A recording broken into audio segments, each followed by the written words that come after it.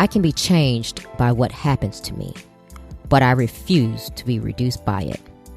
That is a quote by Maya Angelou.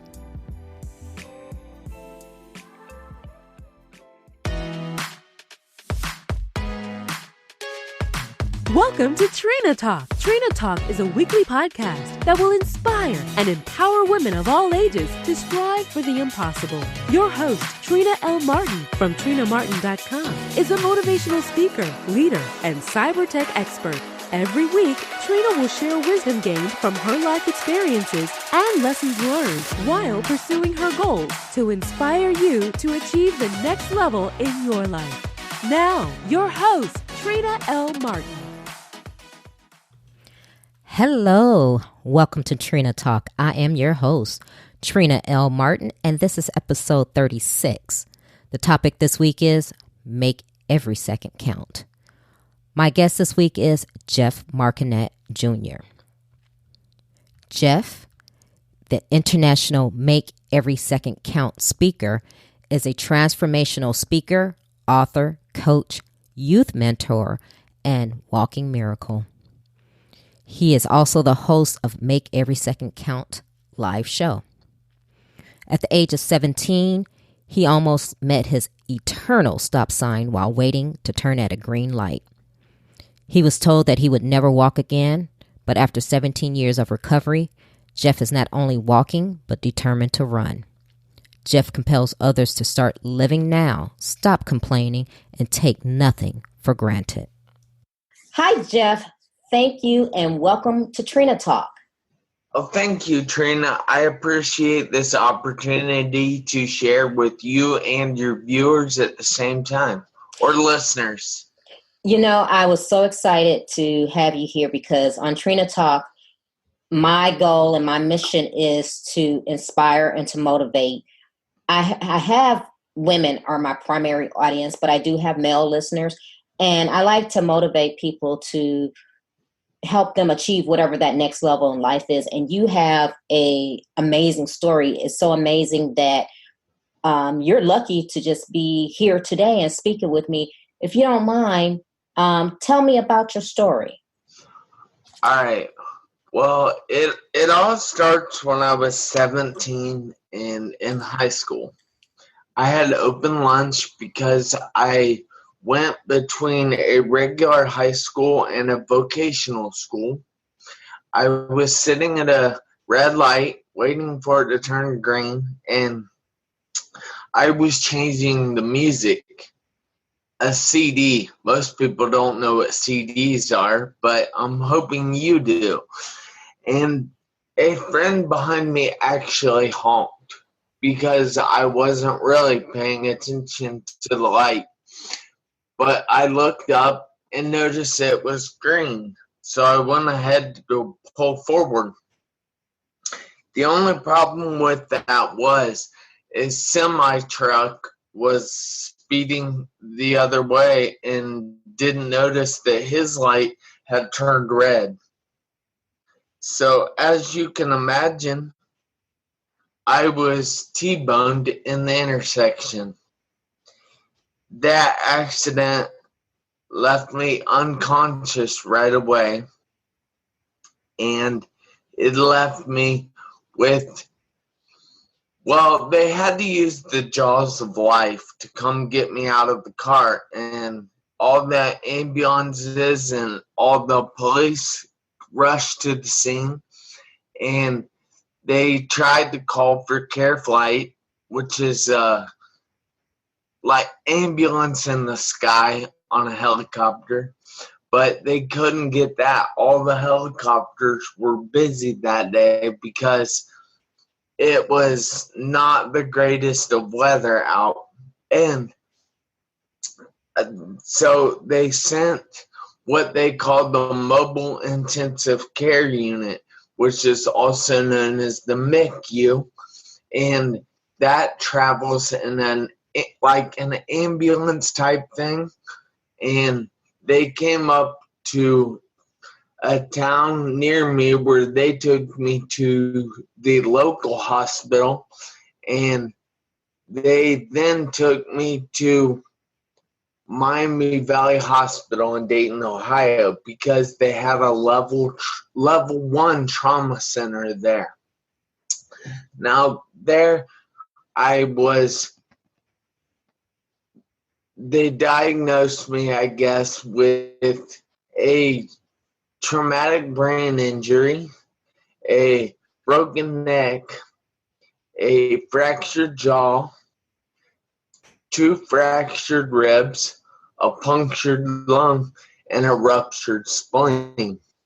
I had a tube in through my stomach to help me eat, a tube in through the side of my chest to reinflate my lung, and a tube in through my neck called a tracheotomy, and that was to help me breathe, and I was actually on a ventilator for a few days.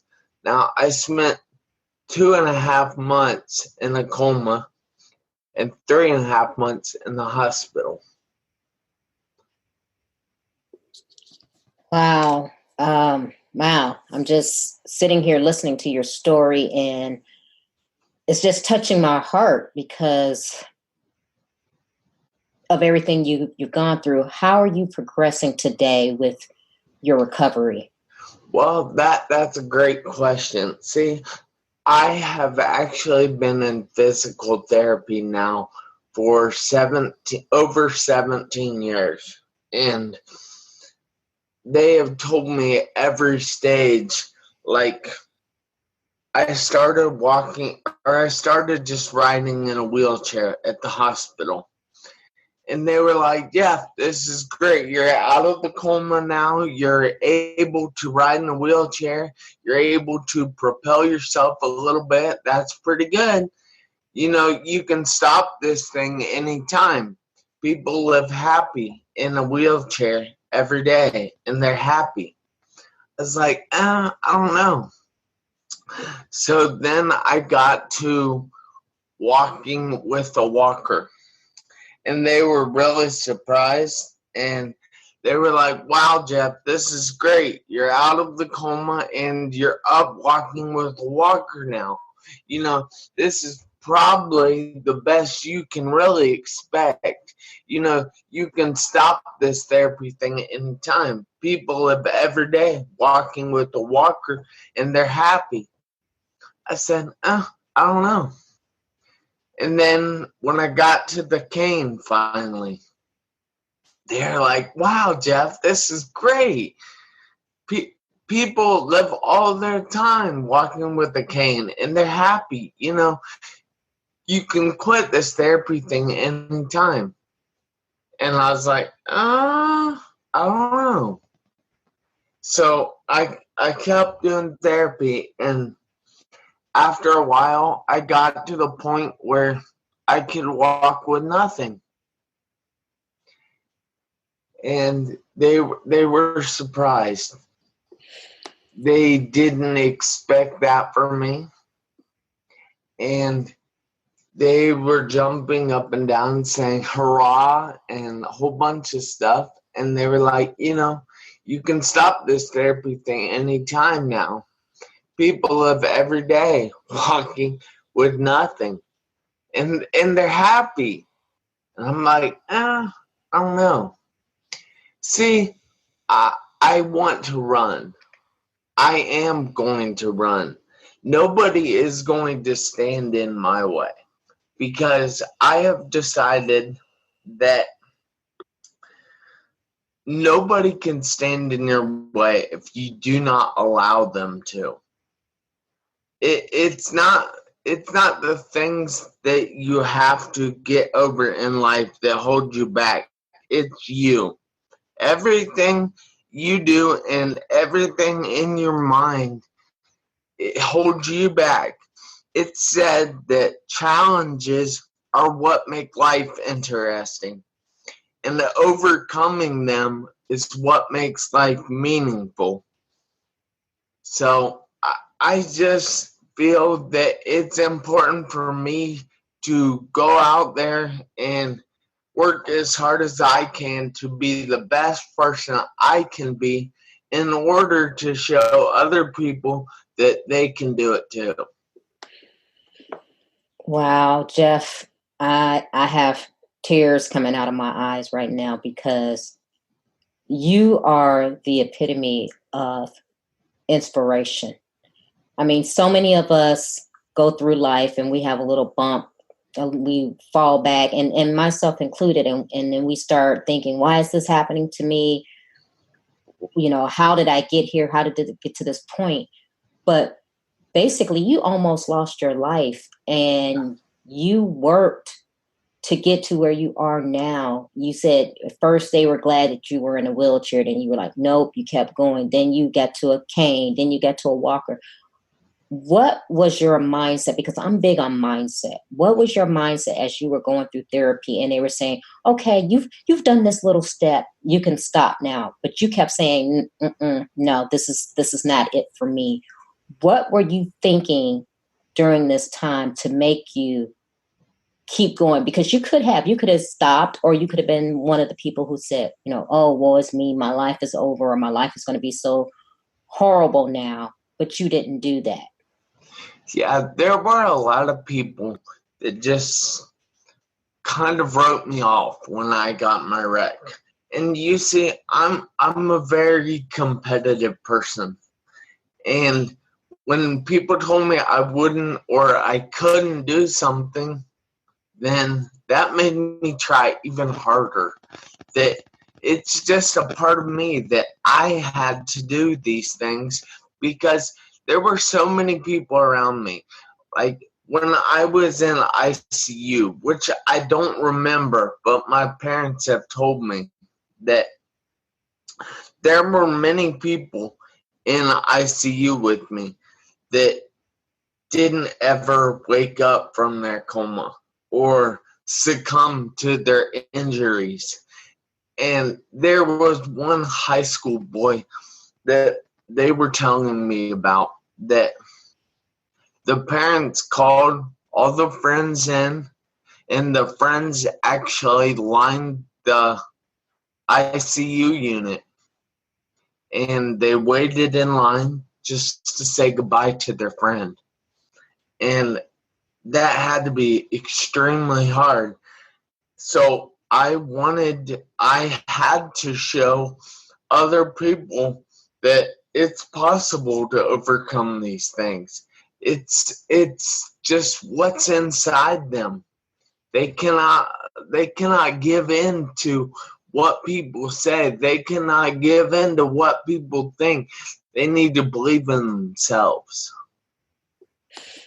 That is powerful, because I believe that same thing as well. You have to believe in yourself, because there are going to be people who are going to say you can't do it, or why are you doing it, or you can't make it. But it's how you feel and how you handle things and how you're determined to move on is what guarantees what your life is going to be about.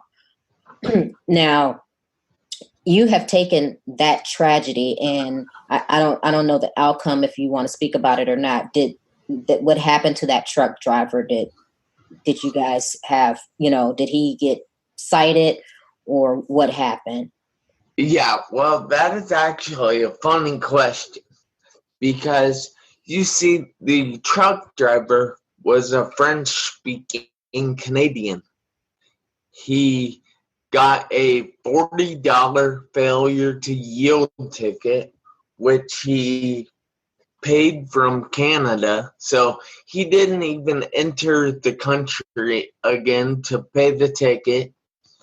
He has not tried to contact me whatsoever. And I just have to accept it. I mean, I don't blame him at all, because I know that I have ran red lights.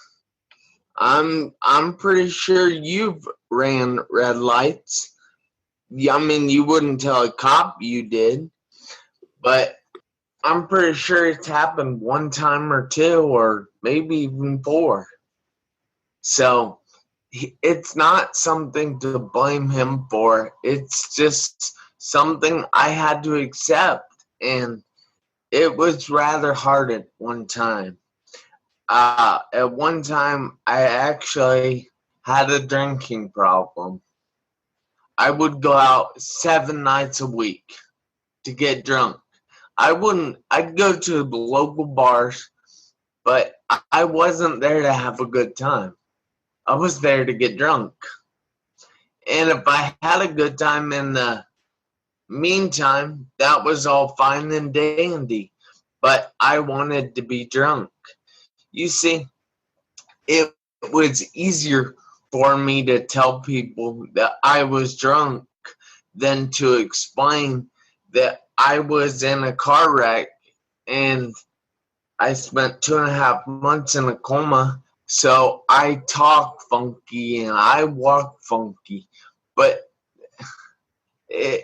I decided after a while that that wasn't good. I needed to quit that. So I did. And that leads me to a couple of questions. My first question for you is forgiveness. Forgiveness is something that is hard for most people. How did you get to the point, like you just said, where you said, I don't blame this truck driver? I never actually blamed him. It wasn't his fault. It was just a freak accident that he couldn't control. I couldn't control. And if you think about it, he didn't mean to do this because that screwed up his schedule. That got in his way of his day going the right way. So he didn't mean to do it. I definitely didn't mean to do it. So there's nobody I can be mad at. That's amazing.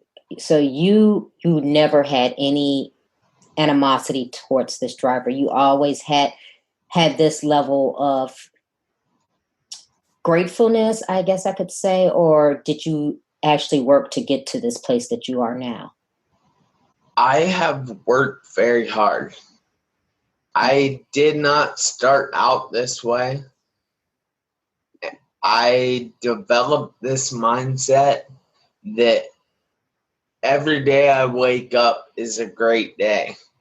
And I post on Facebook every morning, including mornings when I'm out of the country or mornings I'm anywhere else, even on vacation, that I am so grateful to be given today.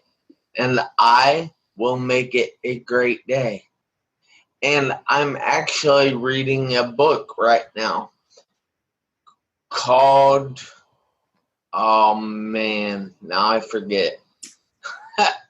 But it's The Power of Our Own Words Revealed, and it's by Thomas Blackwell. Mm-hmm. And he actually speaks in that book about making intentions for your day, setting up intentions.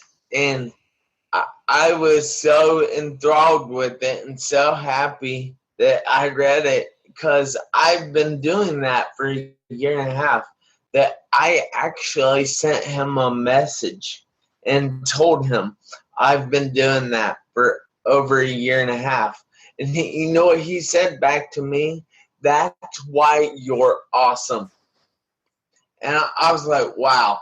But it has taken me a long time just to get to where I am now. And I started off by, well, it all started when I was in Herbalife. And I was an Herbalife independent distributor. And I would always fall in love with the personal development section of the training. And I always thought, like, wow, look what they're doing. They're teaching other people to be like they are. They're teaching people that they can be happy no matter what goes on in their life. And then I started to go home after they would say that if you change your mind, it will change your life. And I didn't really understand that. So I went home and I searched on YouTube, change your mind, change your life. And it came up with all these videos of Jim Rohn, Les Brown, Tony Robbins, Brian Tracy, Eric Thomas, and all kinds of people. And they explained it. And I finally understood what they meant. So then I would start going to different websites, different groups on Facebook. I would watch different videos on Facebook and on YouTube. And then everything just clicked. Every day I was so grateful. And it was like nothing can make today a bad day. Nothing can make tomorrow a bad day. Because every day I wake up is a great day. It doesn't matter what happens in that day.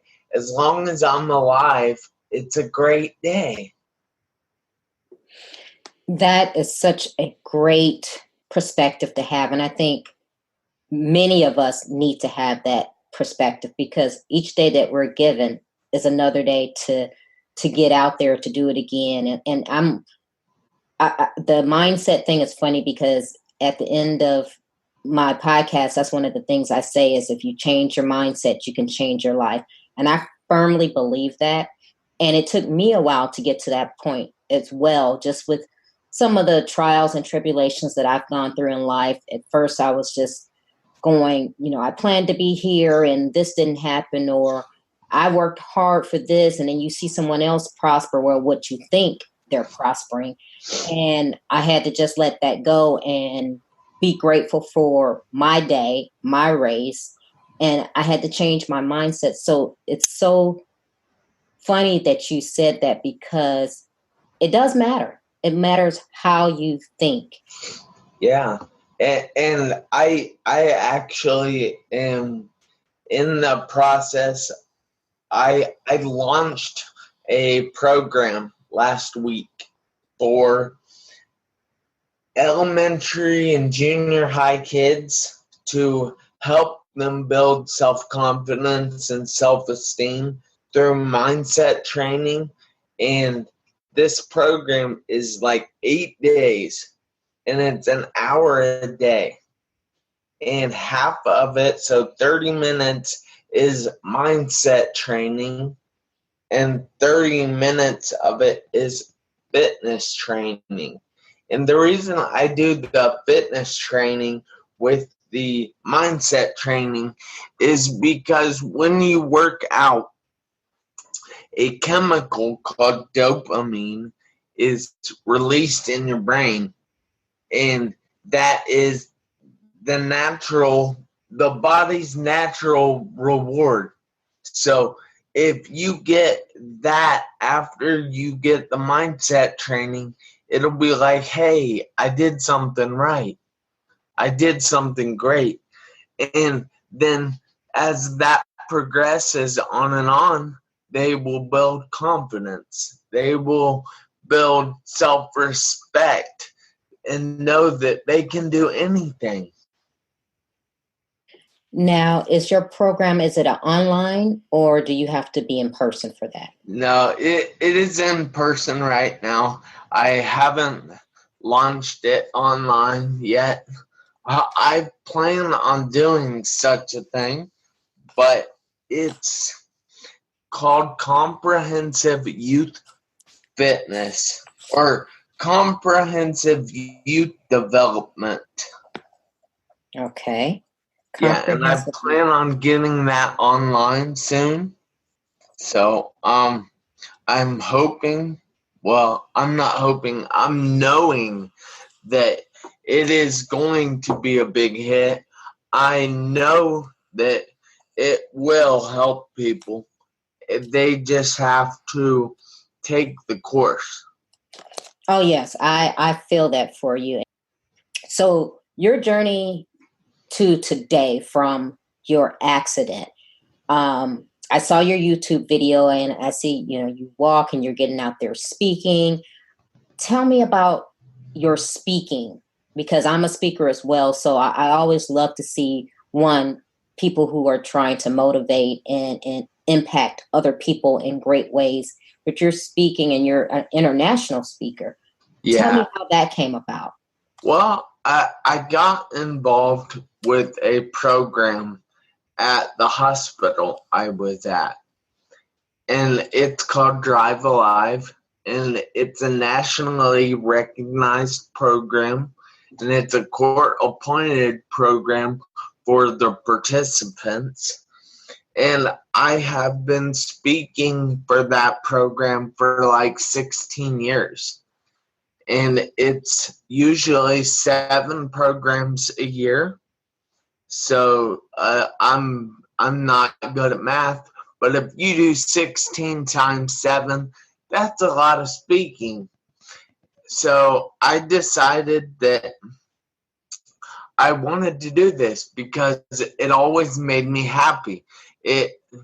When I saw somebody else crying because they felt something I said, or they see something that they should do in their life to make their life better, it made me feel good.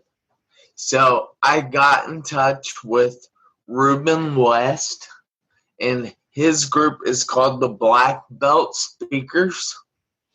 And I was like, wow, these guys are doing what I want to do. This is awesome. And I was all set and ready to go to his training in Bloomington, Illinois in 2015. And it was actually early 2016. And I got appendicitis. And I begged the doctor to let me go after I had my appendix out. I told him, this is going to change my life. This is going to change so many lives around the world. And he said, no. He said, you're not able to travel right now. I said, are you sure? Because I feel like I can. And he said no. So I had to listen. And I didn't get to go to that training. And talking to Ruben West now, he says that he thought it would just go by the wayside, that he'd never hear from me again after that.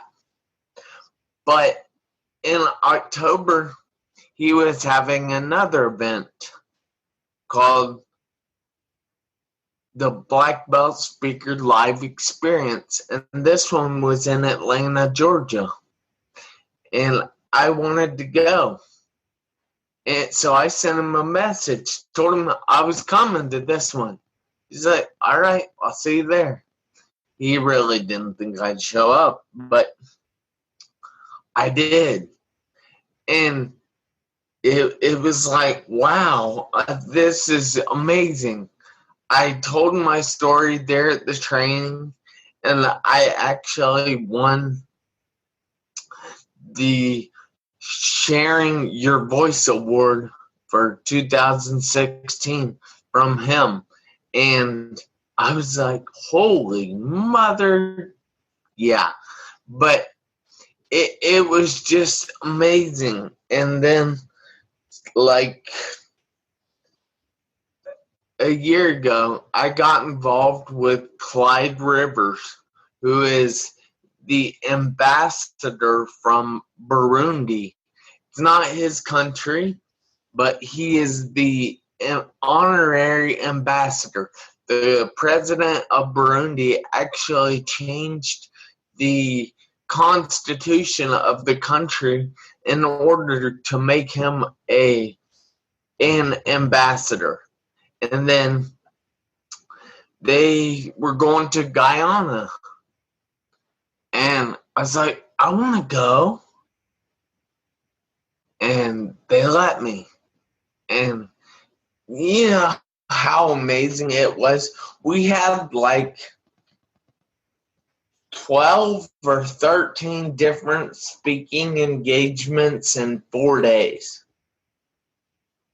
Now, a lot of them were at schools, but we had speaking engagements at the police, the fire, the prison, and a bunch of schools. And it was just, I was like, wow. I was just taken back. So my whole speaking thing has been amazing, and I still am doing Drive Alive, going on 16 years, and I'm speaking at local schools, and I'm speaking in Indianapolis next weekend for the Refresh Live conference. That will be awesome. But I don't know. I love speaking. It's amazing just to be able to touch somebody else's life, help them live their best life. Wow, isn't that just an amazing feeling when you know that your story helped someone get to where they want to be? Yes. Yeah, I know. That's why I decided to do speaking as well. My story is different than yours, but I think we all have a story, and we all have to share that story. And I want to know, because I'm a firm believer that nothing just happens. Things happen for a reason, and like you were saying earlier, is how you handle them and what you do with your life. How do you feel? Do you feel that with this accident, do you feel that you have taken a path and gotten to a place that if this had not happened, you probably would have never have been like a speaker? Yeah, because before my accident, I was an avid BMX rider. It didn't matter if it was raining, snowing, extreme heat, ice. It didn't matter. I was riding my bike. And there was actually a time when we had like 6 inches of ice here in Ohio. And my friends and I got the idea that, hey, we want to ride our bike. We're going to make snow tires out of old tires and nails. And we would hammer the nails out of the tires from the inside, and then we would put them back on our bike, and we would ride. Looking back on it now, that was probably pretty stupid. But we did it, and we had fun. And the thing is, I would probably be riding my bike. And if I wasn't riding my bike, I was going to join one of the armed services and become an engineer. And either become an engineer or fight for my country. Or both. I mean, you can do that. And I just wouldn't have the story to tell people to change their life. I agree. And yes, you can do both, because I'm a naval officer and I've been in almost 30 years now. And I have a career that I started in IT, but my path led me to see that my purpose was to serve others, just like you're serving others with my speaking and other things. But well, thank you for your service. Oh, thank you for your support, and thank you for having that where it was something that you had in your heart that you would want to do as well. But, you had a path that you took that is leading to great things and leading to help other people. And that's what it's all about, to come into life and to know that there's a purpose that is higher and bigger than yourself. Yeah. A lot of people ask me all the time that, don't you ever ask why this happened to you? And I tell them that, no, I don't wonder why it happened to me. Because, you see, I knew I was strong. I knew that I would be able to handle whatever life could throw at me. And I don't know that other people out there would be the same as me. I don't know that they would be able to beat this. So yes, I am glad it happened to me and not somebody else. That is so powerful, and it's such a great, it's a brave thing to say, because yes, many people wonder why something is happening to them, but God gives us the grace for what we go through. So like you said, you're strong, you could handle this. Someone else wouldn't have had that same strength to go through what you've been through and come out the way that you've come out. So I believe, like I said, I believe everything happens for a reason. I don't believe anything just happens. Either there's a lesson in it, or it's to show you what you should be doing, what your purpose is. There's a reason. And I think if most people stop and think about it instead of blaming or being bitter and not forgiving, I think if they really sat and thought about it, they would see and understand why some of the things happen the way that they happen. Yeah. Wow. I mean, Jeff, you're just so amazing to me. And when I saw your YouTube video, I wanted to talk to you because you have a story. And like I said, I was sitting here wiping tears from my eyes just listening to you, because you are the epitome of motivation. You are the epitome of I can do it. Because when there's days when I'm going, oh, I don't feel like it, or, should I do this? Is this really going to turn out the way I want? And I think about you. There's no reason why I should be at home sitting down going, oh, I don't know if I could do this. Yeah. It's people. All right. I believe that people are capable of so much more than they are presently doing. I believe that we are meant for more, and we have so much that we don't do because of fear of failure. And I just think that people are great. They need to realize that.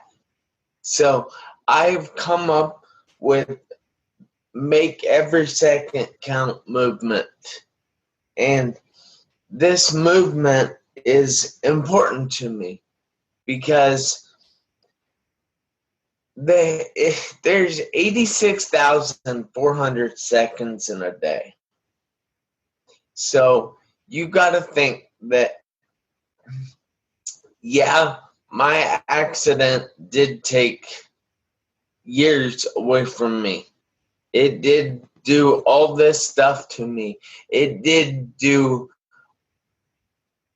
so much to the world around me.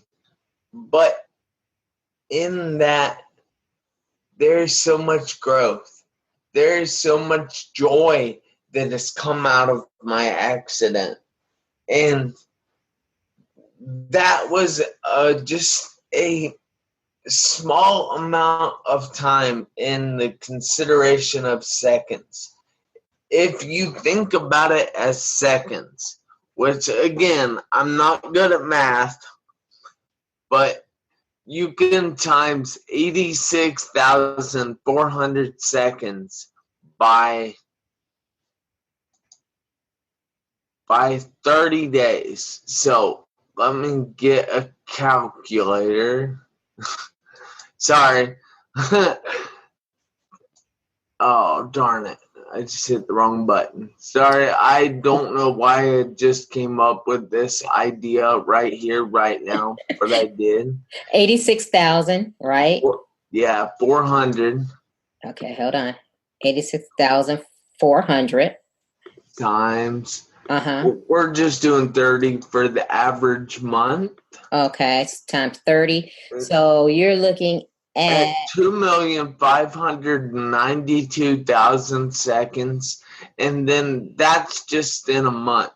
So then we're going to times that by 2.5 to make the time I was in a coma, and that is 6,480,000. So that was just the time I was in a coma. But let's see here. All right, now. So that was the time I was in a coma. So let's times 86,400. I don't know why I'm doing this on this show, but hey, why not?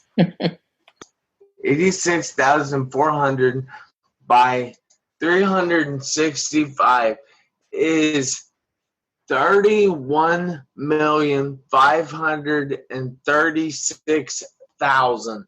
So that is a lot more time than the small amount of time that I was in a coma. There is so much left over if you subtract the year or you subtract the 2.5 months from the year. And all that time is left. And people are dwelling on a single second, or they're not getting over 10 seconds that happen in their day. But they don't realize that there are 86,590 seconds left that they still have in that day. And instead of just allowing that one moment to get them down those 10 seconds, they're extending it the whole day. They're extending it the whole month or the whole year. And they're wasting so much time. Oh, yes. Yes, it's definitely puts a different outlook on things when you explain it that way. And it's people are just dwelling on things. We're wasting time and we're holding on to things that we should let go. And we need to just, like you said, live on intention. And I love that. Thank you. Now, in my Make Every Second Count movement, I do have 3 steps here for your audience. And the first step is take nothing for granted. This is a big thing that came out of my accident. That I noticed that people were out there just walking like it was something that was like, man, I can't think of the word, but they were just walking like it was nothing, and they weren't appreciating the fact that they were walking. And then you see somebody in a wheelchair, and they'll tell you that, hey, I wish I was walking. It would be so much easier than pushing myself around in this wheelchair. It would be so much easier than somebody having to push me in this wheelchair. I just find that taking nothing for granted is very important in life. And then the second leg to make every second count is the golden rule. So treat others the way you want to be treated. I mean that's kind of self-explanatory, isn't it? Yes, it is. And people don't do that. I mean, there's so many people in life that just treat people differently because of something wrong with them or something they perceive to be wrong with them. But that's not something wrong with them. Those are just different abilities. People say all the time that this guy has a disability or this girl has a disability. I say no. I say those are different abilities. And there's nothing wrong with them. That those are just abilities that are different than yours. I mean, how many autistic kids are really good at one thing? Like, they're better at one thing than most people are at everything. Mm-hmm. And people say they have a disability. I tell them no, they have a different ability. So treat them the same way you'd want to be treated. If you were in the same circumstance, would you want to be treated that way? Oh, absolutely. And then the third step or third leg of the stool to make every second count is identify your talents, strengths, gifts, and abilities and use them wisely. So figure out what your abilities are. What do you like doing? What are you good at? And if you can't figure it out, ask some people around you. They'll help you figure it out. And then make sure you use them wisely. Don't just give them away. Don't just let people take advantage of you for those talents, gifts, and abilities. Make sure you use them wisely. Now, I haven't really developed that one completely because I really am struggling with identify your gifts, talents, strengths, and abilities and use them wisely because I'm having trouble telling people how to use them wisely. So, does that mean I have a disability? No.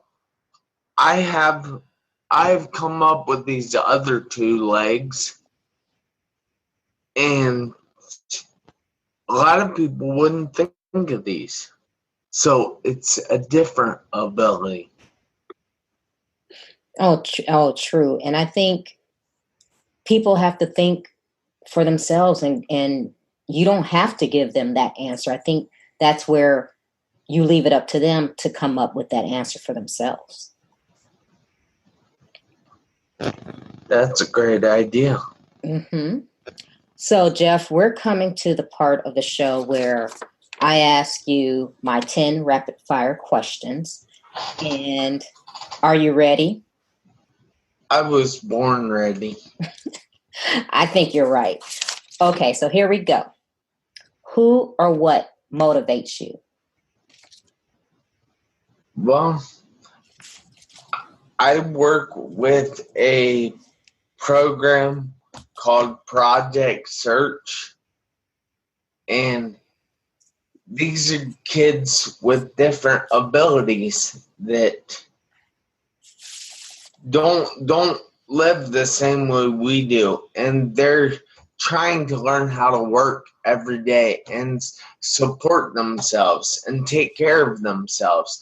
And that really motivates me because those kids are actually doing something to learn those things. They're not just sitting back, they're taking action. Okay. What demotivates you? What demotivates me?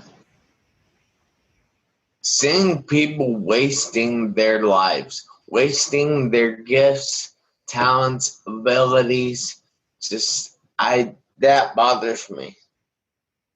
Okay. When was a time that something was said or done to hurt you, but it worked out for your good? Well, I guess you could say my accident. That, yes, it happened to me. Yes, it hurt me. But it made me stronger. It gave me a story that I can help other people get stronger. I can help people live their best life. Wow. What is your fear? Well, I don't really have any huge fears left, but I'm scared of spiders. I have no idea why, but I am. Okay. Is there a time when you wish you had done something that you didn't?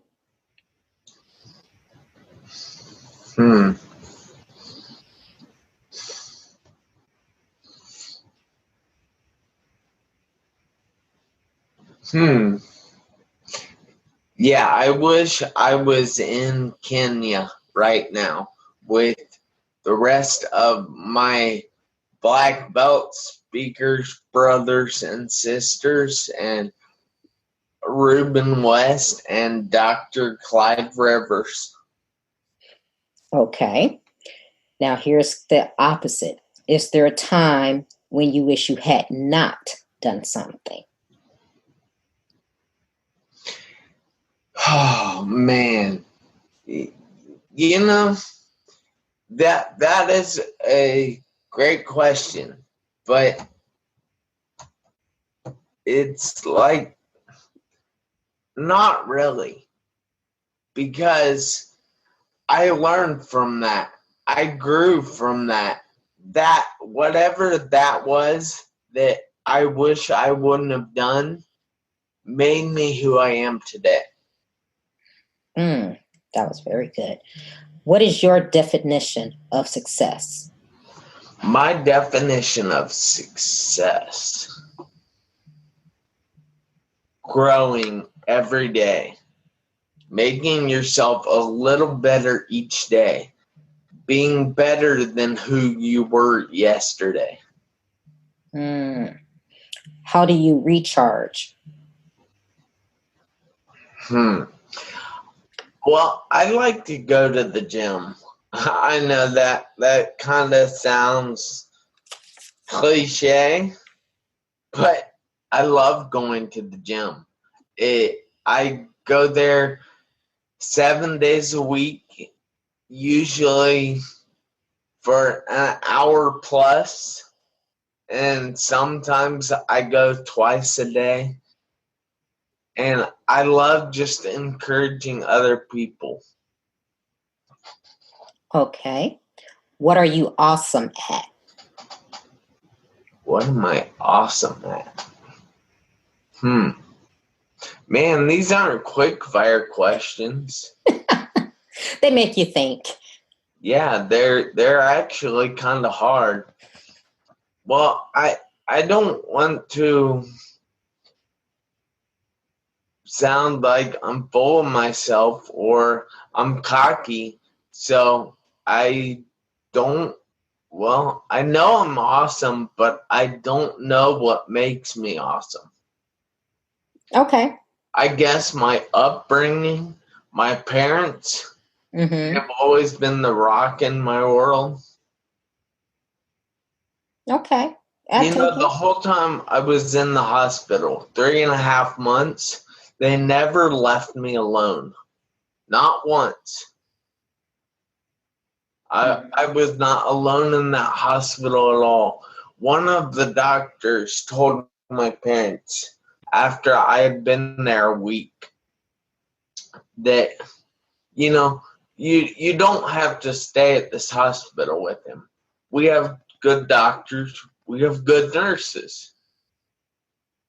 We have good staff here that'll look after your son. But if it was me, I wouldn't leave him alone either. And my parents didn't. I mean, my dad would come down and stay with me during the week because he was a realtor and he was able to tell his boss that, hey, I'm not coming back for a while. I got more important things to do. And my mom would come down on the weekends and stay with me, and my dad would go home and get cleaned up and sleep in his own bed.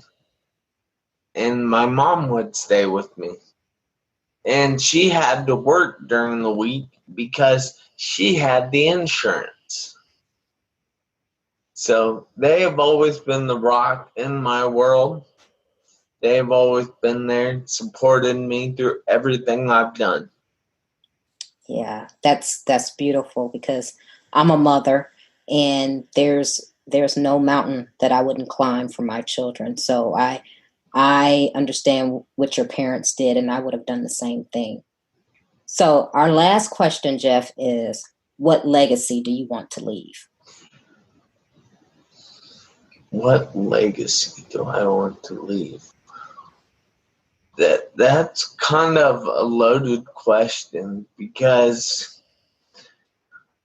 I want to be the number one motivational speaker in the world. I want to travel to 90 plus countries around the world telling my story. I want to write 30 books in my lifetime.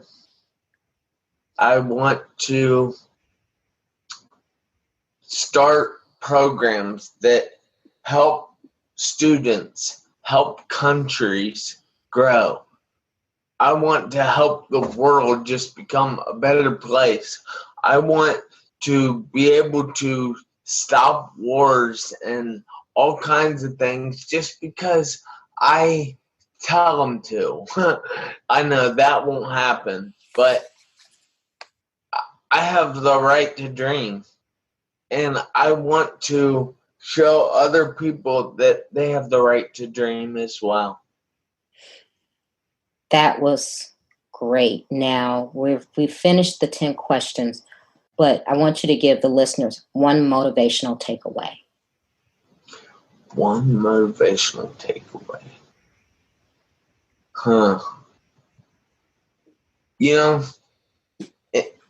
People are going to tell you in life that you can't do something. And a lot of people will tell you that you won't be able to do something because they tried it and it didn't work for them. So it's definitely not going to work for you. So you can just go ahead and give up. But the thing is, you don't have to take that permission. The only person that can say that something's not possible for you is you. And the word impossible means nothing but I am possible. So remember that. And you guys have to do me a favor this week. You have to make every second count. Why? Because you never know when those seconds are going to run out. Wow. Well, Jeff, I thank you for being here with me. I could sit here and talk to you forever because I like what you're doing. Tell the listeners how they can connect with you. Well, I am on Facebook and Instagram as Jeff, Jeff, Marconette, that's Marconette, Junior is JR period. And if you don't pick Junior, I don't know who you will get, but it could be my dad. And I don't want my dad getting blown up, so keep the Junior on there. And then I am on YouTube as Jeff Marconette Jr. as well. And you can email me at inspiredbyjeff@yahoo.com. And I hope you all follow my group on Facebook called Make Every Second Count Movement. All right. All right. Well, thank you, Jeff, for being here. And I know I've been inspired, and I know my listeners will be as well, but we're going to definitely keep in touch. Don't forget to go out to Apple Podcasts to rate and review Trina Talk. Also, please join me every Tuesday at 7 p.m. Central Standard Time as I go live on Facebook and share tips to help you achieve the next level in your life. If you're looking for a speaker for your live event or conference, go to my website and read my bio and contact me at bit.ly/booktrina. I hope you have a great week. Until then, remember, if you change your mindset, you'll change your life. Keep striving. Success is a journey, not a destination.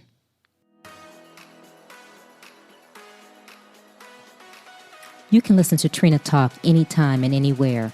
It's available on iTunes, Google Play Music, Stitcher, Spotify, and all other places that you can listen to podcasts. If you like the podcast, please don't forget to go to iTunes to subscribe, rate, review, and share. If you have questions for me or need inspiration on how to go to the next level, tweet me directly at Trina L. Martin.